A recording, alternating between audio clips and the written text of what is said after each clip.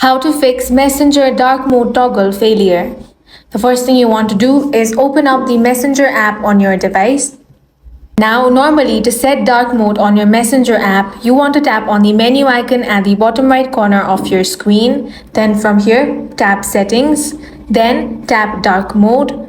Now go ahead and tap on the on option. Once you do that, the dark mode should be enabled. However, if you are receiving any kind of failure message over here, then what you can do is open up settings. Once you're on your settings, you want to tap on the option of general. Now tap on iPhone storage. Then scroll down and search Messenger. Now tap on offload app. Tap on offload app again.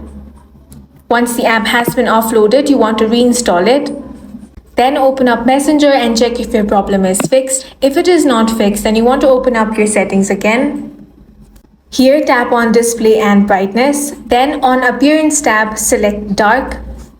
And with this, the overall system settings will be turned into dark, including Messenger app. And that's it for this video. If you found it useful, make sure to hit the like button and subscribe for more videos like this.